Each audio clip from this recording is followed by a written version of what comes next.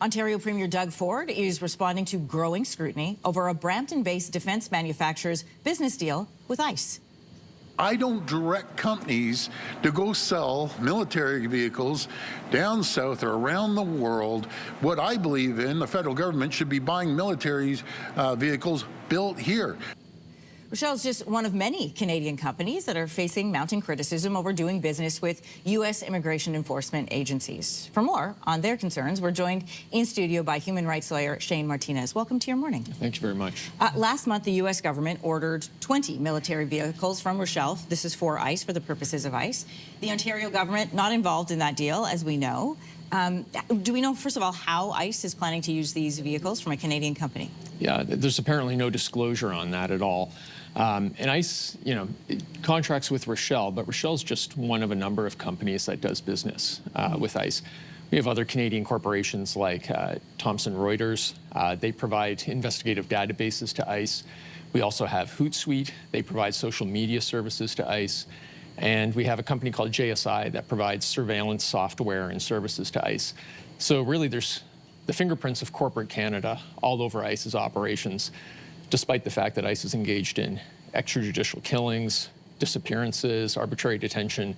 Doesn't stop Canadian corporations from lining up to try and profit off of the human misery that we see in the U.S. And this has been going on for a while in dealings with Department of Homeland Security. When we take a look at our CPP, for example, our Canadian pension, you don't know what companies that your money is going to as well. But these are private businesses. These are not government-run organizations. So to play devil's advocate on this, they are private companies doing a private deal in a time when there is profit to be made.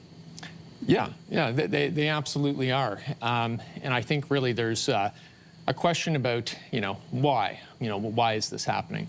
This isn't the first time. ICE making profit off of deals with Canadian companies isn't the first time that Canadian companies have gone abroad and profited off of these kinds of atrocities.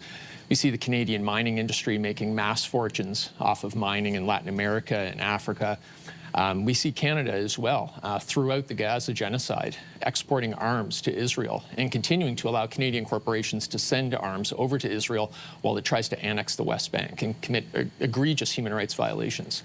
So this is really just more of the same. What's different right now is that it's happening closer to the Canadian border. So more people are starting to pay attention because this is just hours away from us. But at the end of the day, we have to ask ourselves, well, why is it happening? And we see the Canadian government prioritizing corporate interests over humanity. And what that oftentimes translates to is prioritizing the accumulation of profit over the protection of human rights. I want to jump to one of the examples that you haven't given yet, and this is about Garda World. So Amnesty International accusing the Trump administration of human rights abuses over this immigration agenda. Last summer, ICE approved a subsidiary of a Canadian company, Garda World's bid for $190 million worth of emergency detention services for the agency.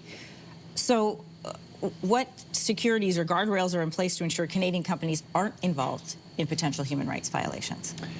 Not many when it comes to the United States, unfortunately. There's many loopholes. There's many exceptions for the United States in terms of Canadian companies supplying even arms to the U.S. government, to ICE. Regulations that would otherwise be in place to export arms, for example, the types of armored personnel carriers that Rochelle sends down, sending those to another country would engage a lot of protections. To the United States, not so. So when we look at contracts with Garda World and elsewhere, there's really not much in place. There are things that the Canadian government could do.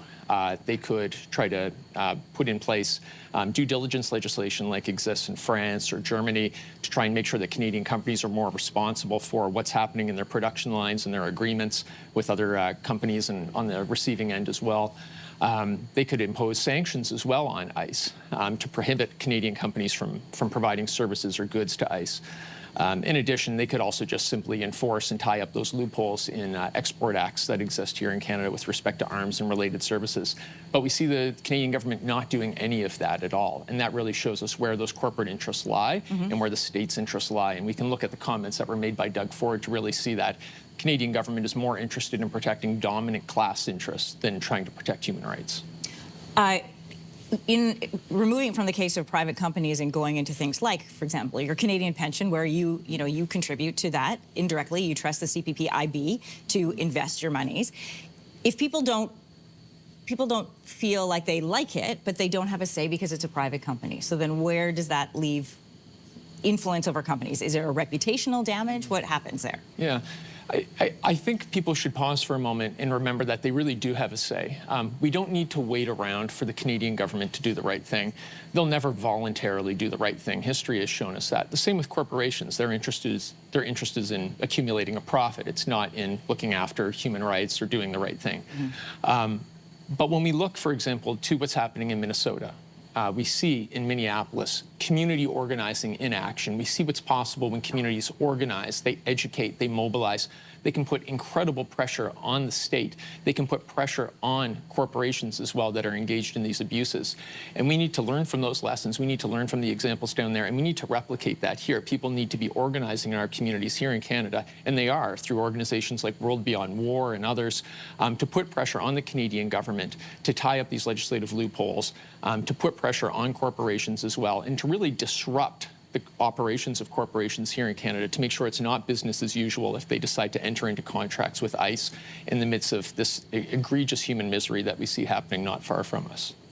Human rights lawyer Shane Martinez, great to have you here with us on the program. We should mention, as a note to this interview, we did reach out to Rochelle, Garda World, Hootsuite, and the Prime Minister's office for statements on this interview, and we did not receive a response back in time for this segment. If you like that video, make sure to subscribe to the Your Morning YouTube feed, where you can find all kinds of new content posted every weekday morning.